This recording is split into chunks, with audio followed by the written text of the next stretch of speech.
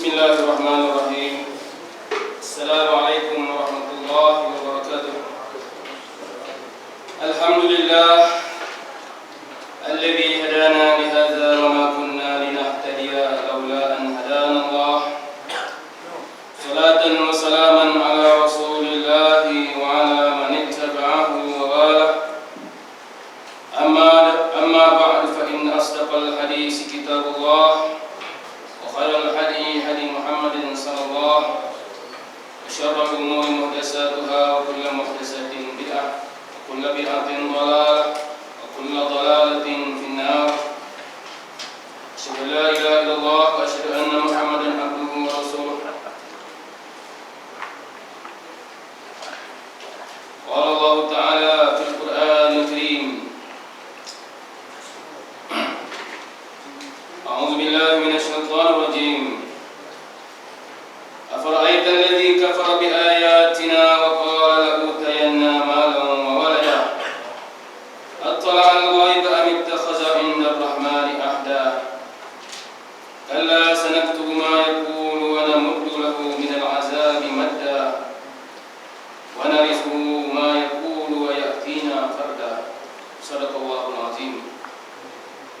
Alhamdulillah, kita panjatkan syukur kepada Allah Subhanahu wa taala karena pada malam ini kita dapat sama-sama menyambung sesi kuliah tafsir. Dan insyaallah pada malam ini kita akan bicarakan surah Al-Qadar. Surah Al-Qadar. Inna anzalnahu fi lailatul qadar. Lailatul Qadar. Tuan-tuan muslimin dan muslimat yang dirahmati Allah,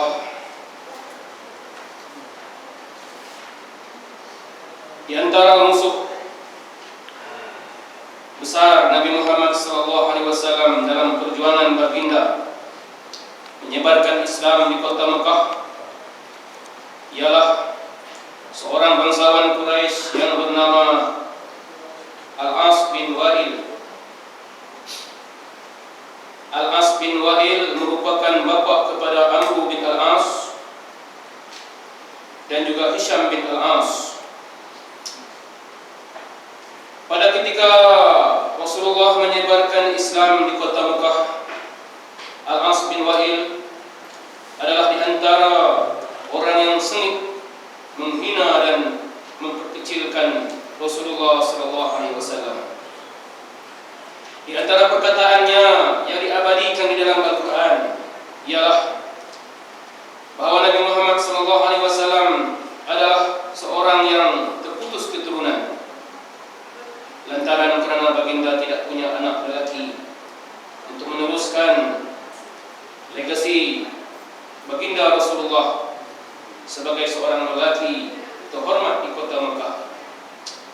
Maka Allah SWT telah menurunkan ayat Al-Quran membalas perkataan Amr bin Al-As yang mengatakan Nabi Muhammad adalah Al-Abtar dengan turunnya ayat Inna a'tainakal kautsar fasalli li rabbika wanhar inna syani'aka huwal abtar. Ayat yang saya bacakan tadi, afara'aital ladzi kafara bi ayatina. Kata Allah, tidakkah engkau lihat bagaimana orang yang telah kufur dengan ayat kami? Wa qala la'utayanna malan wa walada.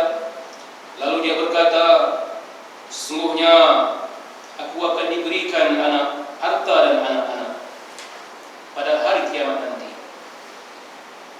Kata Allah, at-tala'al ghaib, adakah dia tahu perkara yang ghaib? Amittakhadha 'inda ar-rahmani ahda, ataupun dia ada perjanjian dengan Allah, yakni adakah dia berperjanjian dengan Allah dia akan dapat balik semua hartanya? Allah menurunkan ayat ini mencela Al-As bin Wa'il kerana seorang sahabat Rasulullah SAW yang bernama Khabbab bin Al-Irth yang dulunya pernah menjadi hamba di kota Mekah di zaman jahiliyah, kemudian beliau telah merdeka dan masa dia jadi hamba. Al-As bin Wa'il pernah berhutang kepadanya dengan satu hutang. Lalu Khabbab telah pergi kepada Al-As dan minta hutangnya, berikan hutang saya kepada saya. Tetapi Al-As telah berkata, demi Allah, aku tidak akan berikan hutang kepadamu. Aku tidak akan bayar hutangku kepadamu sehingga kau kafir dengan agama Muhammad. Hatta sabbata, kata Al-As, sehingga kamu menjadi sabiun. Sabi maknanya kembali kepada agama nenek moyang. Lalu kata Habab, demi Allah, aku tidak akan keluar daripada agama Rasulullah sehinggalah engkau mati dan engkau dibangkitkan semula. Lalu kata Al-As, jikalau aku dibangkitkan semula, aku akan dikembalikan segala harta dan anak-anakku. Ketika itu aku akan bayar hutang kamu. Begitulah jawaban Al-As bin Wa'il kepada Habab, sahabat Rasulullah yang miskin ini, yang datang meminta hutangnya. Lalu Allah menurunkan ayat khusus mencela Al-As bin Wa'il. Dan pada ketika Al-As bin Wa'il sangat membenci Rasulullah, beliau telah pergi berjumpa dengan Rasulullah, lalu menghamburkan kata-kata kesatnya sehingga Rasulullah merasa aib dan malu. Kemudian beliau berlalu pergi, dan apabila Rasulullah bersendirian, baginda pun berdoa, Allahumma sallit alaihi syaukatan min ashwakil ard. Ya Allah, engkau jadikanlah duri di antara duri-duri di bumi ini, menguasai atasnya. Maka para ahli sirah mengatakan Al-As bin Wa'il akhirnya telah mendapat balasan ketika mana beliau dalam perjalanan hendak pergi ke Taif melihat kebun-kebunnya di Taif. Beliau turun di suatu tempat dan terpijak duri, dan akhirnya kakinya yang terpijak duri itu membengkak dan membusuk. Dibawa balik ke Mekah, anaknya Amr bin Al-As pergi cari tabib di Taif, tetapi sebelum sampai tabib ke Mekah, Amr bin Al-As bin Wa'il telah menemui ajalnya. Begitulah riwayat mereka yang memusuhi Rasulullah sallallahu alaihi wasallam, yang menentang baginda Rasulullah sallallahu alaihi wasallam, yang memperkecil dan menghina ayat-ayat yang diturunkan kepada Allah Subhanahu wa taala. Walau bagaimanapun, sungguh pun Al-As bin Wa'il merupakan seorang musuh ketat baginda Rasulullah. Anaknya yang bernama Al-As merupakan sahabat Rasulullah yang terkenal, soleh, lagi masyhur, yang mana Nabi sallallahu alaihi wasallam memuji Amr bin Al-As dengan mengatakan, Inna Amr bin Al-As min salih Quraisy. Sungguhnya Amr bin Al-As merupakan orang soleh daripada kalangan Quraisy. Sejarah mencatatkan bahawa Amr bin Al-As lah yang telah membawa Islam ke Mesir. Hari ini Mesir berdiri sebagai sebuah negara milik orang Islam. Di Mesir mengalirnya khazanah ilmu yang melimpah ruah ke seluruh alam Islam. Tidak ada satu orang Muslim yang menganut Islam di Mesir yang berasal dari Mesir, melainkan pahalanya berada di pundak Amr bin Al-As, kerana Amr lah orang yang membawa Islam ke tanah Mesir. Anak seorang musuh Nabi Muhammad SAW yang bernama Al-As bin Wa'il. Sekedar untuk bercerita, sebuah cerita pengajaran, mudah-mudahan kita mengambil iktibar daripada kisah ini bahawa setiap yang buruk itu pasti di sana ada kebaikan. Setiap yang jahat pasti ada di sana terselip hikmah Allah Subhanahu wa taala. Maka begitulah daripada sulbi musuh Allah ini lahir sahabat baginda yang berjasa untuk dunia Islam. Tuan-tuan muslimin dan muslimat yang dirahmati Allah, pada malam ini kita akan bincangkan tentang surah Al-Qadar. Mari kita mulakan dengan sama-sama membaca surah Al-Qadar. A'udzu billahi minasy syaithanir rajim. Bismillahirrahmanirrahim. Inna anzalnahu fi lailatul qadr. Wa ma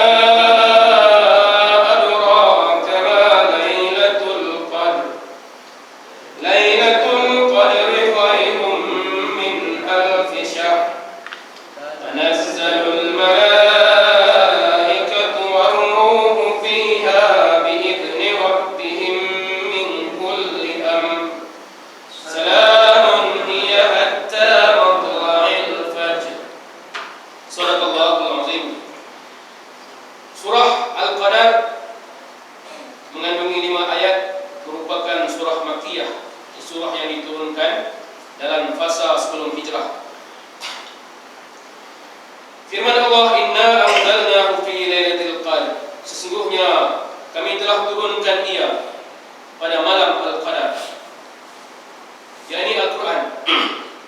Sebagaimana dinyatakan dalam surah Al-Baqarah, Syahr Ramadan alladzi unzila fihi al-Qur'an hudan lin-nas wa bayyinatin minal huda wal furqan. Kata Allah, itulah dia bulan Ramadan yang mana kami turunkan padanya Al-Quran. Di dalamnya ada petunjuk dan pembeda di antara hak dan batil. Maka bila Allah kata sesungguhnya kami telah turunkan ia pada malam Al-Qadar, maka Al-Quranlah yang diturunkan pada malam Al-Qadar. Maka malam Al-Qadar itu adalah satu malam di antara malam-malam yang penuh dengan keberkatan. Baik, ayat surah Al-Qadar ini adalah diturunkan berdasarkan beberapa sebab. Berikutan beberapa sebab yang disebutkan oleh para ulama. Sebab yang pertama, sebagaimana yang disebut oleh At-Tirmizi dan Hakim dan Ibnu Jarir, kata mereka, Inna Nabi sallallahu alaihi wasallam ra'a Bani Umayyah ala manbarihi fasa'ahu zalik. Kata mereka, sesungguhnya Nabi sallallahu alaihi wasallam telah melihat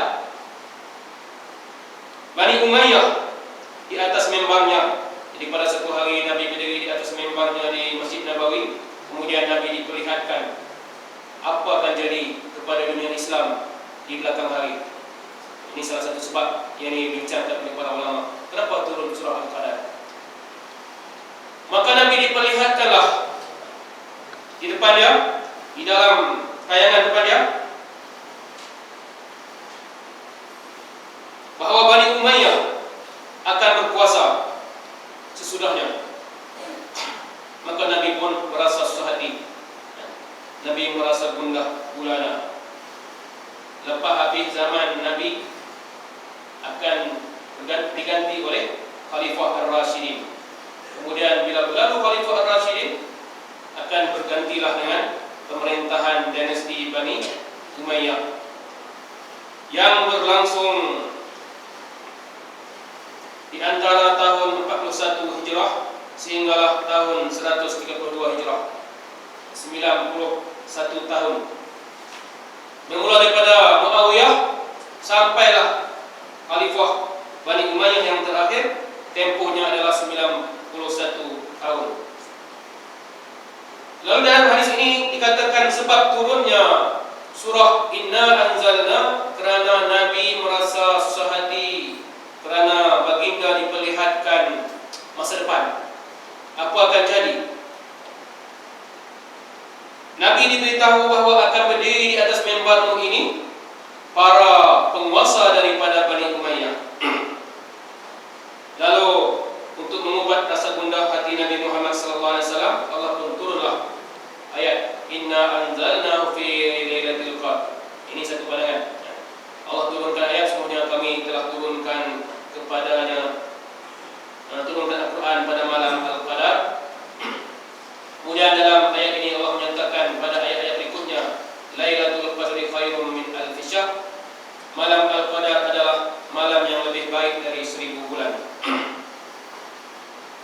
Kata Al-Qasim Al-Hadani, dia kata, kami telah mengira tempoh pemerintahan Bani Umayyah, maka kami mendapati tempohnya adalah 1000 bulan. Jadi 1000 bulan bersamaan dengan 83 tahun 3 bulan 3 hari. Jadi 1000 bulan sama dengan 83 tahun 3 bulan. Takriban, lebih kurang. Jadi kalau kita tengok kepada sejarah pemerintahan Bani Umayyah 91 tahun. Tapi kata Al-Qasim Al-Hadani ketika mentafsirkan hadis ini, dia kata, aku telah mengira tempoh pemerintahan Bani Umayyah, maka aku dapati tempoh pemerintahannya 1000 bulan, tak kurang tak lebih. Jadi hadis ini dihukumkan oleh para muhaddis, para pengkaji hadis sebagai hadis gharib yang tak boleh dijadikan sebagai hujjah. Hadis ini memang paling disukai oleh orang Syiah. Orang Syiah di antara hadis yang mereka terima, inilah hadis yang mereka highlightkan. Sebab hadis ini memburukkan Bani Umayyah. Nampak buruk Bani Umayyah ni, Nabi tak suka. Tapi ada lagi riwayat-riwayat yang lain yang menyebutkan tentang sebab yang lebih sahih kenapa ayat Inna anzalna ini diturunkan. Sebagaimana yang disebut oleh Ibnu Hatim dan Wahidi daripada Mujahid, bahawa Rasulullah SAW menyebutkan kisah seorang laki-laki Bani Israel. Dia telah memakai pakaian perang dan melengkapkan dirinya dengan senjata perang dan berperang fisabilillah selama 1000 tahun.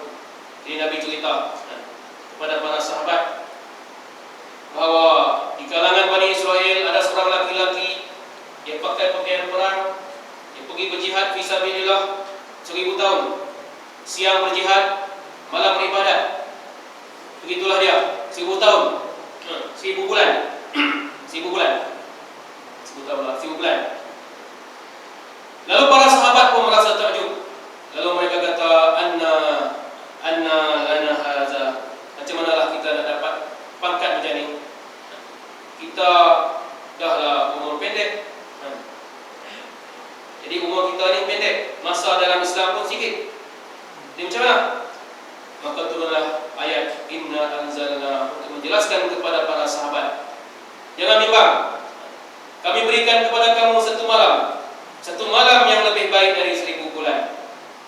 Seorang laki-laki Bani Israil ini yang beribadat, berjihad 1000 bulan, kamu boleh tandinginya dengan mendapat malam Al-Qadar.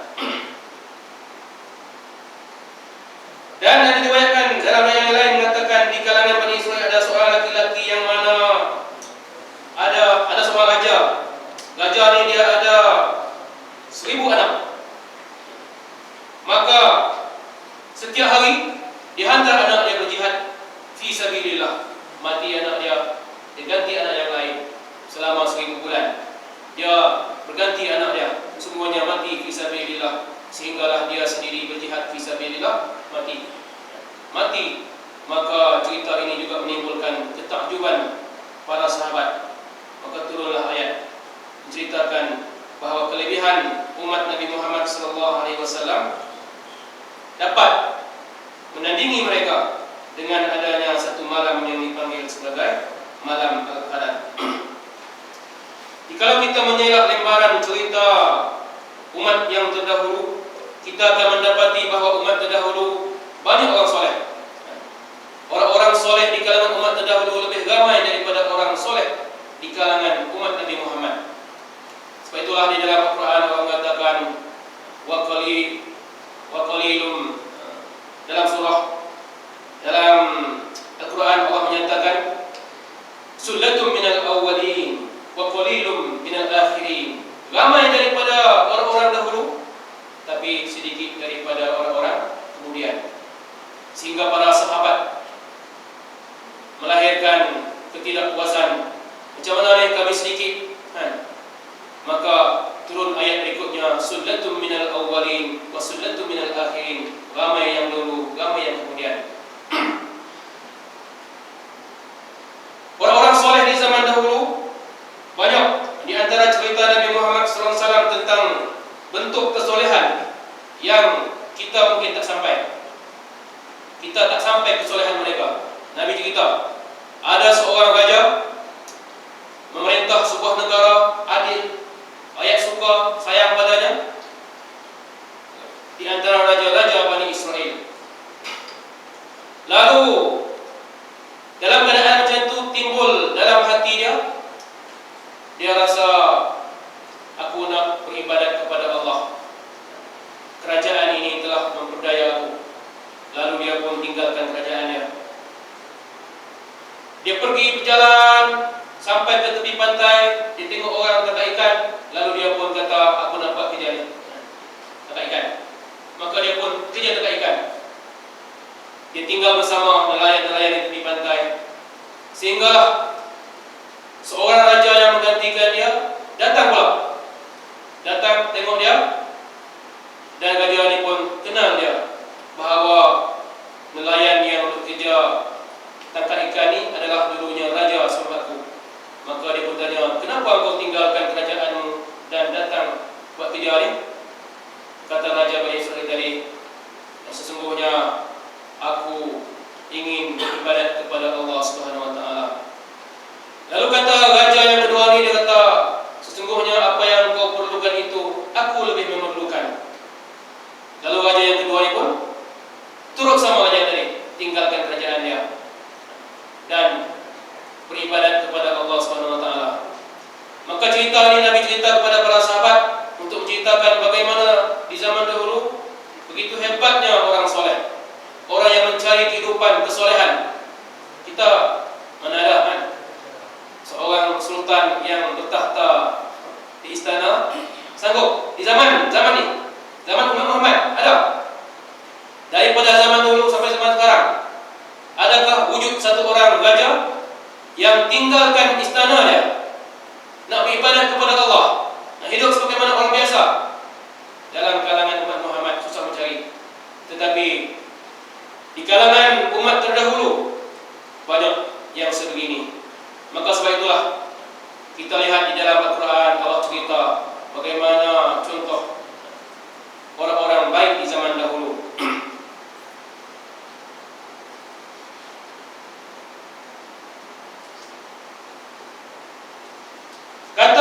Kata Ali dan Urwah, Nabi Muhammad SAW telah menyebutkan cerita 4 orang daripada kalangan Bani Israel yang telah menyembah Allah selama 80 tahun dan tidak pernah berbuat maksiat sekelip mata pun. 80 tahun beribadat, tidak pernah tarfat ain, sekilas mata pun tak pernah buat maksiat. Maka Nabi menyebutlah nama-nama Nabi Ayub, Nabi Zakaria, Nabi Hizqil, Ibnu Ajuz dan Nabi Yusha bin Nun. 4 nama Nabi cerita mereka ni beribadat 80 tahun, tak pernah terlintas di depan mereka sekelip mata pun untuk berbuat maksiat. Maka para sahabat Nabi pun merasa takjub dengan cerita itu. Lalu datanglah Jibril berkata kepada Nabi Muhammad, ya Muhammad, ajabat ummatuk min ibadati haula. Umatmu telah merasa takjub dengan ibadat mereka. Faqad anzalallahu alaika khairan min zalik. Allah turunkan yang lebih baik daripada itu, daripada ibadat mereka selama 80 tahun. Kemudian malaikat Jibril itu membaca, inna anzalnahu fi lailatul qadr.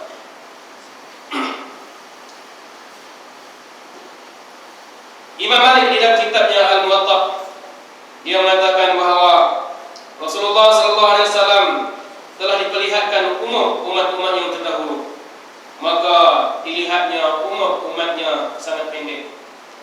Umur umat Nabi ini pendek dan umur umat terdahulu panjang. Maka Nabi pun merasa tidak puas hati.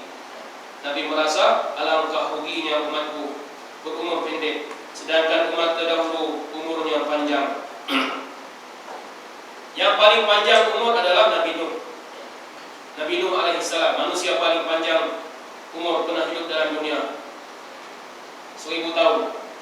1000 tahun, 950 tahun berdakwah Nabi Nuh. Berdakwah dengan penuh kesabaran selama 950 tahun dan yang mengikut ajaran agama Nabi Nuh hanyalah 80 orang. Sedikit. Kalau kita kalkulit, setahun seorang tak dapat kan? 3 tahun seorang, 3 tahun seorang, jadi 80 orang saja. Kemudian begitulah umur umat-umat yang kemudian daripada Nabi Nuh panjang umurnya, sampailah umur umat Nabi Muhammad pendek. Dalam hadis yang sahih Nabi menyatakan, "A'maru ummati ma baina sittin ila sab'in." Umur umatku, kata Nabi, adalah di antara 60 ke 70. Wa aqallahum man yajuzu zalik. Sedikit saja daripada mereka yang melintasi umur ini. Yang melebihi umur 70 tahun sedikit. Ramai meninggal di antara 60 hingga 70. Tak lebih. Lebih sikit saja kata Nabi. Jadi bila umur umat Nabi Muhammad kurang, umur umat terdahulu panjang, maka Nabi pun merasa kurang, merasa tak puas hati. Maka sebab itulah Allah turunkan surah Inna Anzalna.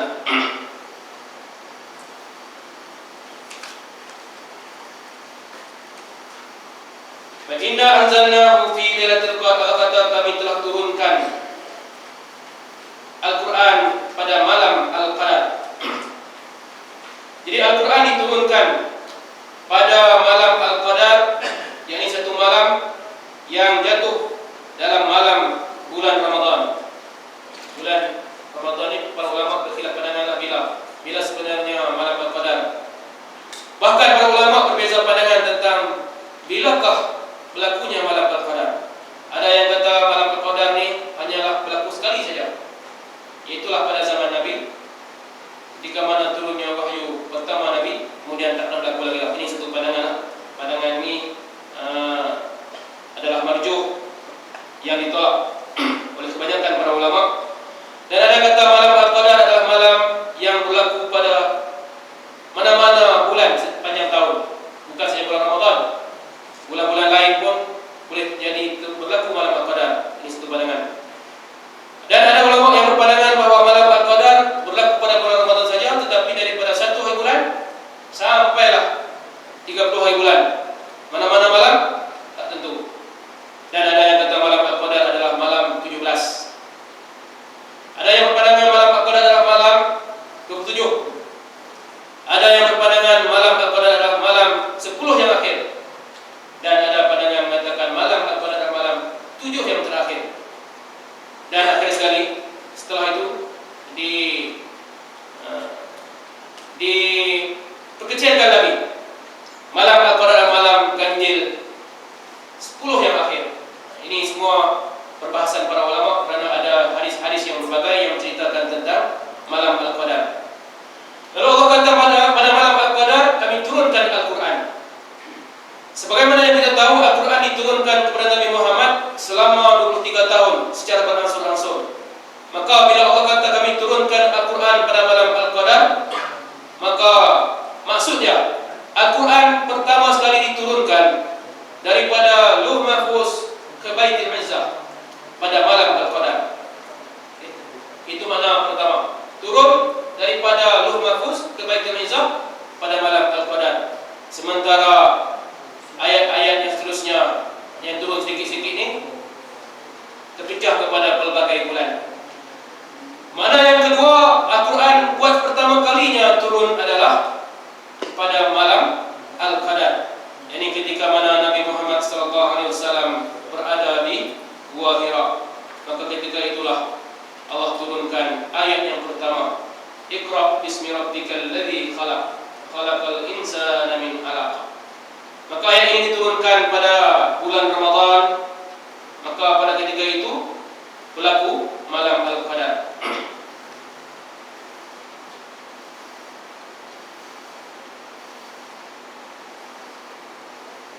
Dari langit ketujuh ke Baitul Izzah. Baitul Izzah ni adalah tempat tawaf malaikat di langit pertama. Jadi setiap langit ni dia ada tempat tawaf para malaikat. Di bumi Kaabah, di langit pertama Baitul Izzah, dan dalam hadis disebutkan tentang Baitul Ma'mur. Baitul Ma'mur berada di langit yang ke-7.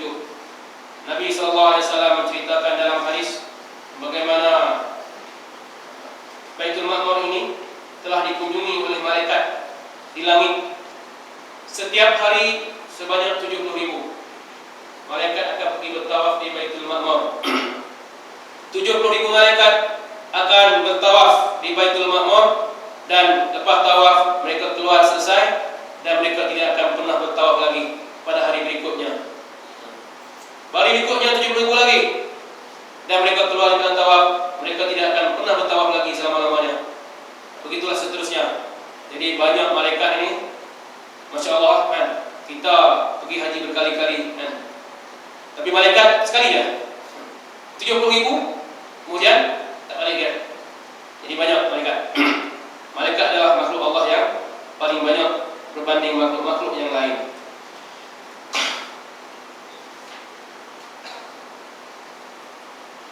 Wa ma adraka ma Lailatul Qadar? Apakah engkau tahu wahai Muhammad, apakah itu malam Al-Qadar? Lailatul Qadri khairun min alfi syahr. Malam Al-Qadar adalah malam yang lebih baik daripada 1000 bulan.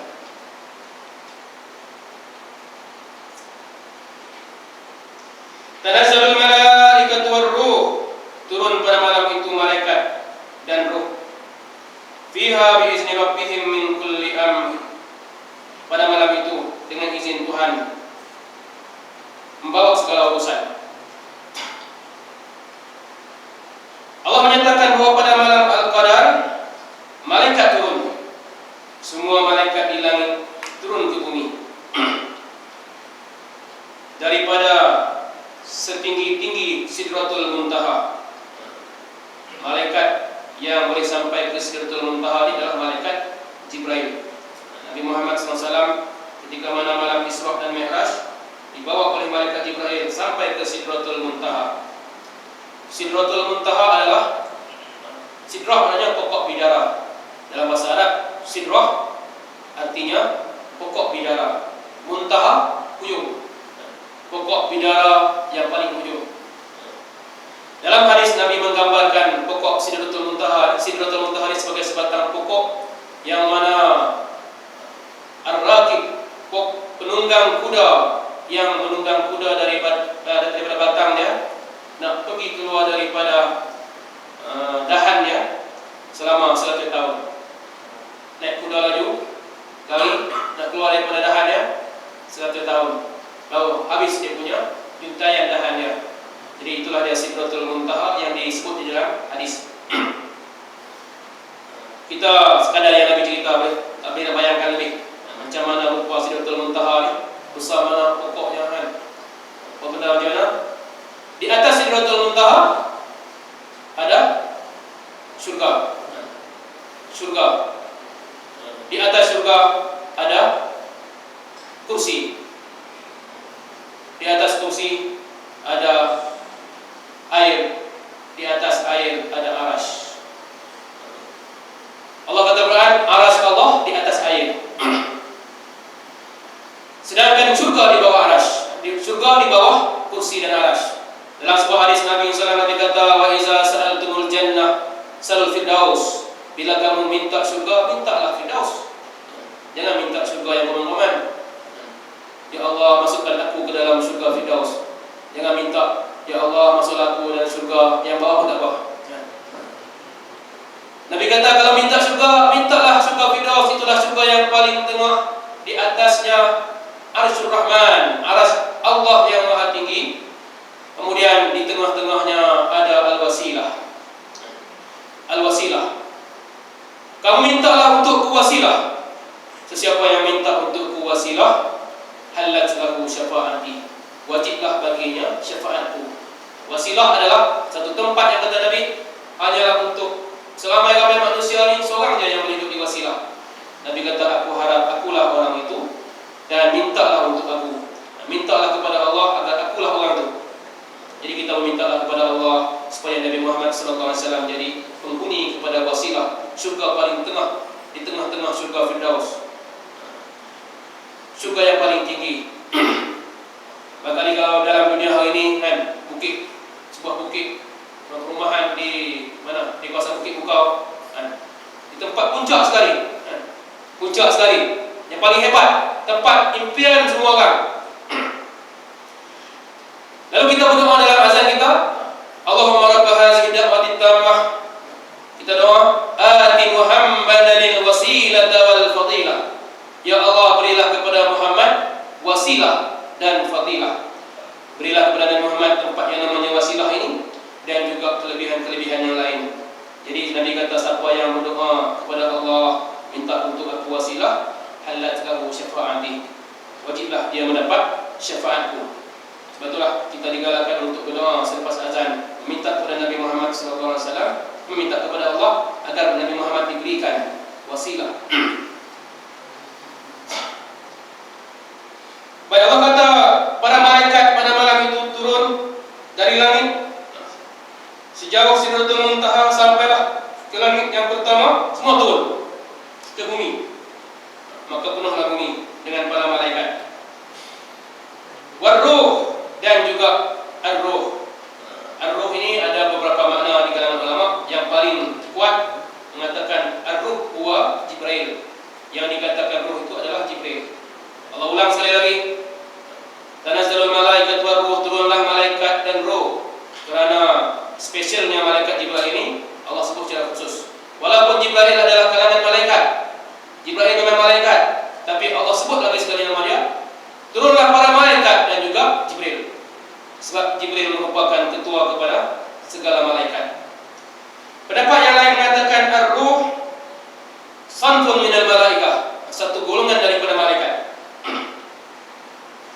Yang mana para malaikat tak lihat rupanya, sebagaimana kita tak lihat rupa malaikat. Malaikat ada lagi satu malaikat lain, yang mana malaikat sendiri tak nampak dia.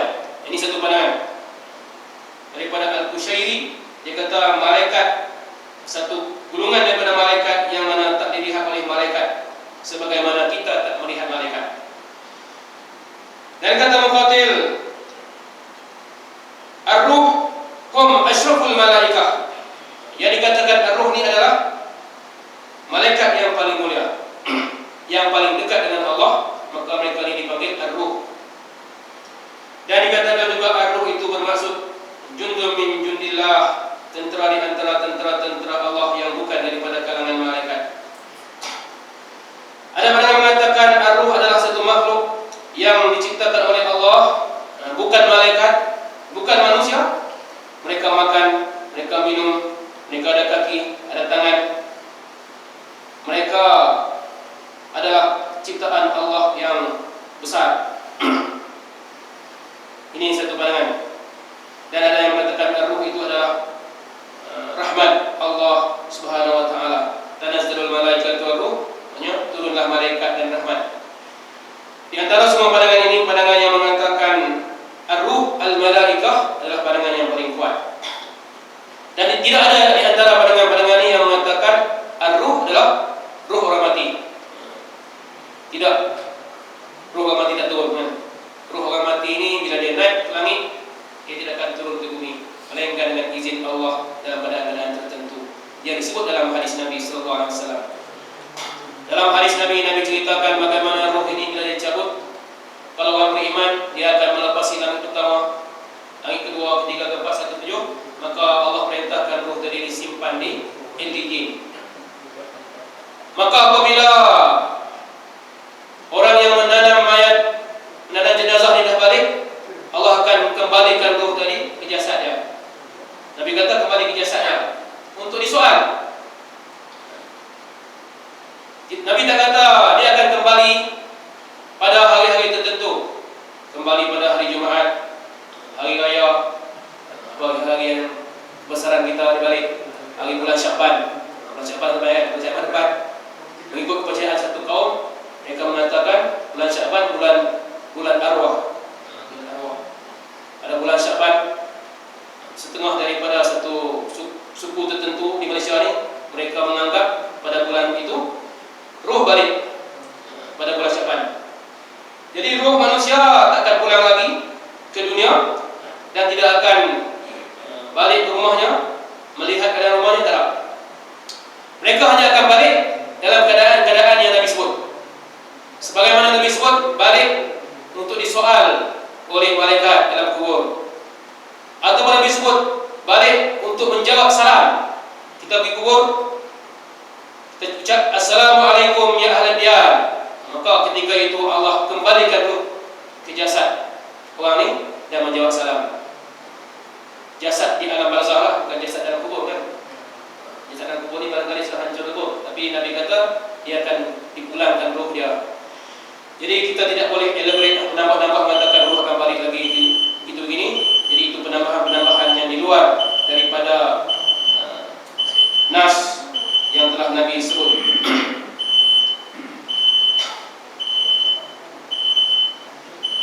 Biizni rabbihim min kulli amr. Kata Allah, pada malam itu dengan izin Tuhan membawa segala urusan. Urusan apa? Jadi para ulama membahaskan urusan yang dibawa oleh para malaikat pada malam itu adalah urusan takdir. Urusan takdir manusia untuk setahun akan datang. Jadi untuk tempoh setahun akan datang, malaikat akan bawa catatan, padankan dengan catatan yang ada oleh kita lah. Pada setiap diri kita ini ada catatan nasib. Sebagaimana dalam hadis Bukhari dinyatakan, apabila usia satu janin 120 hari dalam kandungan ibu dia, Allah utuskan malaikat untuk tulis 4 perkara. Yang pertama tulis ajalnya, yang kedua tulis rezekinya, yang ketiga tulis amalnya, yang keempat tulis kesudahannya. Tulis rezekinya banyak mana, tulis amal dia, tulis ajalnya berapa lama hidup, tulis tulis amalnya, dia ni buat baik ke buat jahat, dan dunia ni dia ni orang buat baik ke buat jahat, tulis. Kemudian tulis kesudahannya, syaqawah ataupun sa'adah, dia ni orang derhaka ataupun orang soleh, sudah ditulis oleh malaikat. Maka pada malam Al-Qadar Allah akan turunkan malaikat-malaikat ni bawa segala urusan takdir manusia.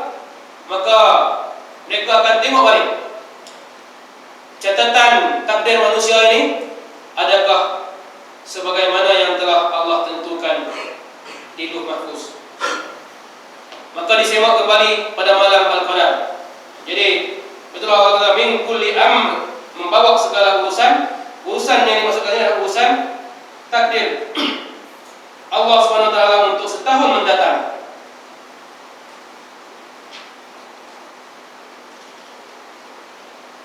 Kita beriman dengan qada dan qadar, yang bermaksud kita percaya bahawa segala nasib kita ini telah ditentukan oleh Allah Subhanahu wa taala. Sama ada baik atau buruk, semuanya telah Allah tentukan. Apa akan jadi pada kita? Itulah yang dimaksudkan dengan qada dan qadar. Salamun hiya hatta matla'il fajr. Selamatlah pada malam itu sehingga terbit fajar. Jadi Allah kata pada malam Al-Qadar, selamat sehinggalah terbit fajar. Di dalam ayat ini ada tiga perkara penting yang disebut oleh Imam Al-Qurtubi dalam tafsir dia. Dia kata yang pertama, menentukan malam Al-Qadar. Para ulama berbeza tentang cara menentukan malam Al-Qadar. Bila malam Qadar, sebagaimana yang tersebut tadi, ada yang kata sepanjang tahun, ada yang kata sekali sahaja, ada yang kata malam 17, malam 7 yang terakhir, malam 10 yang akhir. Semua itu adalah khilaf di kalangan umat ulama. Dan yang paling sahih adalah yang berdasarkan hadis Nabi sallallahu alaihi wasallam. Nabi kata, taharru, carilah oleh kamu malam Al-Qadar itu pada 10 malam yang terakhir, dan carilah pada malam-malam yang genap. Yang kedua tentang alamat malam Al-Qadar. Dalam hadis dinyatakan, inna min imaratiha in annaha lailatun samhatun baljah la haratun wala baridatun tatluqu asy-syamsu sabihataha laisa laha syirab. Kata Nabi, sesungguhnya daripada tanda-tanda siangnya tidak panas dan tidak sejuk. Pada siangnya matahari terbit, tiada baginya cahaya. Jadi malam Al-Qadar ni kita akan rasa aman, tak panas, tak sejuk, selesa. Kemudian siangnya dengan matahari akan terbit di ufuk timur, tiada cahaya. Cahayanya tak mencucuk mata, cahayanya bagai bulan purnama. Kata Ubaid bin Umair, pada satu malam ke-27 daripada bulan Ramadan, aku berada di laut. Maka aku cuba nak ambil air laut, dan aku rasa air laut itu, didapatinya air laut itu tawar. Ini cerita Ubaid bin Umair, bukan hadis lah. Ini pengalaman dia, pengalaman seorang bernama Ubaid bin Umair. Dia kata pada malam Al-Qadar dia rasa air laut tawar.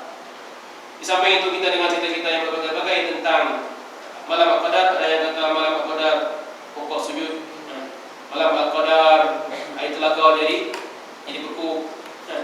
Berbagai-bagai riwayat dan cerita tentang tanda-tanda Al-Qadar. Semua itu cerita lah, mungkin benar, mungkin salah. Pada malam Al-Qadar dia nampak cahaya turun dari langit, cahaya di rumah dia, berbagai lagi. Jadi yang disebut dalam hadis yang sahih, pada malam Al-Qadar Nabi kata tak panas tak sejuk, siangnya matahari seperti bulan purnama. Dalam hadis yang lain Nabi kata inna imarata lailatul qadar annaha safiyatun baljah ka'anna fiha qamaran sati'an. Pada malam Al-Qadar ni kita akan nampak langit cerah, seolah-olah ada bulan yang sedang menerangi. Sakinatan sadiyah, tenang malam itu. La bardun fiha wala har, tiada panas tiada sejuk. Wala yahillu li kawkabin an yurma bih, dan tidak ada tahi bintang. Tak ada tahi bintang sehinggalah di subuh. Dalam hadis Muslim daripada Abi Hurairah radhiyallahu anhu, kata dia, tazakarna lailatul qadar inda Rasulullah. Kami duk cuba bincang tentang malam Qadar ni ketika mana hayat Rasulullah. Maka datang Rasulullah. Rasulullah pun berkata, ayyukum yazkuru haina tala'al qamar. Mana di kalangan kamu yang ingat ketika mana terbitnya bulan, dan bulan itu seperti mana bulat piring yang terpecah. Piring yang terpecah. Jadi Nabi kata, kamu nak bincang malam Qadar ni, kamu ingat tak mana malam di antara malam-malam bulan Ramadan ni yang malamnya kelihatan bulan seperti piring yang dibelah dua. Jadi para ulama mengatakan berdasarkan hadis ini bahawa malam Al-Qadar bukan malam bulan penuh. Malam Al-Qadar adalah malam hujung-hujung sekali. Sebab pada ketika hujung bulan menjadi sabit, seperti piring yang dibelah.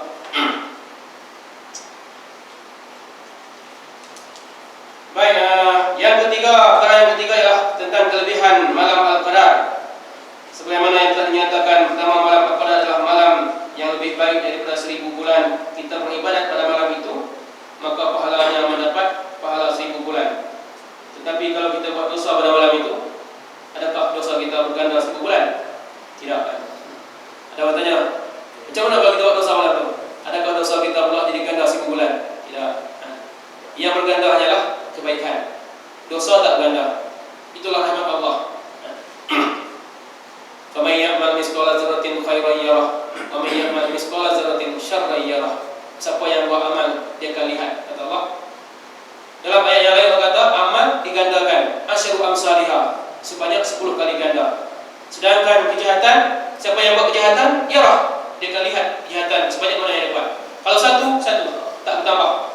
Sekalipun dia buat amal kejahatan pada malam Al-Qadar, maka dosanya tetap sebanyak mana yang dia buat, tidak akan berganda jadi 1000 bulan. Dalam hadis Nabi menyatakan bahawa syaitan tidak akan keluar pada malam Al-Qadar sehinggalah terbit fajar. Dalam hadis Nabi kata pada bulan Ramadan syaitan ditambat, dirantai. Tapi persoalannya, kenapa pada bulan Ramadan ini masih lagi ada orang kena rasuk? Betul. Kadang-kadang timbul pertanyaan, pada bulan Ramadan pun ada orang kena rasuk. Manakah kebenaran Nabi Muhammad SAW yang menyatakan syaitan dirantai? Nabi tak kata semua syaitan. Nabi kata syaitan al-marid, yang derhaka. Syaitan yang derhaka. Syaitan-syaitan yang tak derhaka tidak dirantai. Syaitan yang derhaka maksudnya syaitan yang kerja dia nak menggoda manusia. Ada syaitan yang tak menggoda manusia. Syaitan di kalangan jin yang mana dia tak menggoda manusia untuk buat jahat. Jin-jin yang jahat syaitan lah. Tapi ada jin yang dia tak tergolong di kalangan maradatis syaitan. Syaitan-syaitan yang derhaka. Maka syaitan tak semua dirantai. Yang dirantai adalah kelompok-kelompok tertentu. Maka sebab itulah pada bulan Ramadan ada orang yang kena rasuk. Jadi kata Allah, kata Nabi, pada malam Al-Qadar ni syaitan tak keluar. Syaitan-syaitan yang lain tak keluar sehinggalah terbit fajar. Kata Syafi'i, walailuha kayaumiha wa yaumiha kalailiha. Malam dan siang sama. Hari ini dalam dunia, hari ini bila sains dah membincangkan tentang malam di Arab Saudi, siang di Malaysia. Jadi malamnya sama dengan siang. Kata Syafi'i, malam dan siang sama. Faedahnya sama.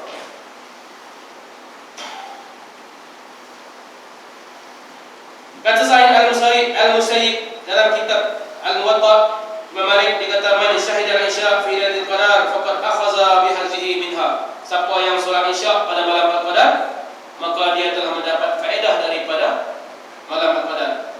Sembahyang isya berjemaah di masjid, dia seolah-olah telah menghidupkan separuh malam. Dalam hadis Nabi kata, siapa yang sembahyang isya berjemaah, dia seolah-olah telah qiyam separuh malam. Kemudian siapa yang solat subuh berjemaah, dia seolah-olah telah qiyam sepanjang malam. Malas sangat nak bangun tahajud, jaga dua je kan. Isyak jemaah, subuh jemaah. Malam bulan puasa jangan tinggalkan.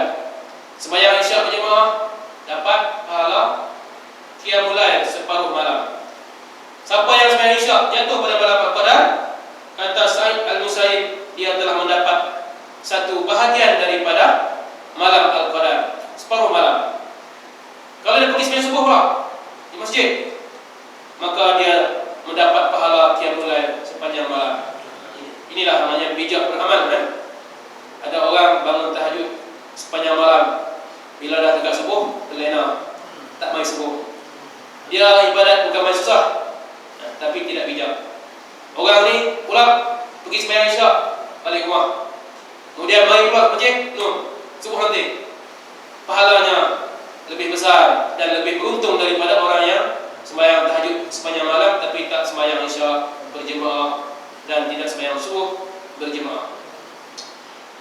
Betul Nabi ajar kita ni mesti bijak beramal. Kalau beramal ikut kehendak kita, kita akan rugi. Tapi kalau beramal ikut petunjuk dari Muhammad sallallahu alaihi wasallam, kita akan untung. Sikit amal, pahala banyak. Sebut subhanallah, alhamdulillah, Allahu akbar. Maka kata Nabi, dosa sebanyak buih di lautan terhapus. Jadi jangan cari benda-benda yang lain yang Nabi tak ajar. Saya tak mau zikir ni, saya nak zikir benda lain lah. Saya nak zikir hari Khamis, zikir ni, hari Rabu zikir ni, hari Senin zikir ni. Padahal zikir-zikir yang dia zikir itu tidak ada petunjuk daripada Nabi Muhammad sallallahu alaihi wasallam. Pahala mungkin ada, sebab setiap orang yang bercakap baik ada pahala. Kalau dia zikir, apa dia zikir? Dia zikir ayat tertentu lah. Dia baca ilahi lastul firdausi a'la. Hari Jumaat dia zikir sebanyak 1000 kali, satu kali kan, ilahi lastul firdausi a'la. Ada orang ajar, siapa yang menyebut ilahi lastul firdausi a'la hari Jumaat, dia akan dapat pahala sekian-sekian banyak. Tidak benar. Ilahi lastul firdaus bukan zikir yang diajar Nabi, tetapi ia adalah sebuah syair yang dikarang oleh Rabi'atul Adawiyah ataupun Imam Syafi'i dan saudara yang lain. Maka kalau kita kata ilahi lastul firdausi a'la, dia tidak akan mendapat kelebihan setanding dengan zikir yang Nabi ajar. Subhanallah, alhamdulillah, astaghfirullah, la ilaha illallah dan semua lagi lah yang Nabi ajar. Jadi orang yang bijak beramal adalah orang yang beramal sebagaimana yang Nabi ajar. Sedikit amal tapi pahalanya banyak.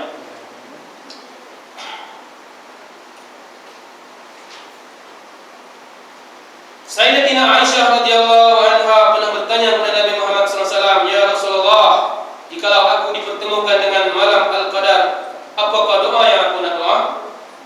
Maka Nabi beritahu kepada Aisyah, "Quli," katakanlah, "Allahumma innaka afuwun tuhibbul afwa fa'fu anni." Ya Allah, Engkau Tuhan yang Maha Pemaaf, Kamu suka memaaf, maka maafkanlah aku. Doa ni dapat ringkas kan? Kenapa tak ajar doa yang lain kan? Doa minta minta jadi kaya lah, minta jadi bijak lah, minta dihormati orang lah. Doa Allahumma innaka afuwun tuhibbul afwa fa'fu anni, itulah doa yang mencakupi semuanya. Bila Allah dah maafkan kita, kita akan hidup bahagia. Bila suatu hidup bahagia, dia akan kaya dalam dunia. Maka cukuplah dengan kemaafan Tuhan. Tidak ada yang lebih hebat daripada kemaafan Tuhan. Di antara semua nikmat yang ada dalam dunia ini, kemaafan Tuhanlah yang paling besar. Maka Nabi ajar Sayyidatina Aisyah satu doa yang pendek, ringkas, tapi di dalamnya terkandung rahmat yang sangat luas. Itulah meminta kemaafan daripada Allah Subhanahu wa taala. Allahumma innaka afuwun karim tuhibbul afwa fa'fu anna. Jadi inilah doa yang perlu kita banyak sebut pada bulan Ramadan, di malamnya dan di siangnya. Kerana inilah doa yang diajar oleh Nabi Muhammad SAW yang sangat besar faedahnya. Wallahu ta'ala alam, aku qouli hadza wa astaghfirullahal azim. Wassalamualaikum warahmatullahi wabarakatuh. Bismillahirrahmanirrahim. Alhamdulillah wassalatu wassalamu ala Rasulillah. Allahumma ya Allah alimna ma yanfa'una wanfa'na ma 'allamtana. Allahumma faqihna fid din wa 'allimna ta'wil.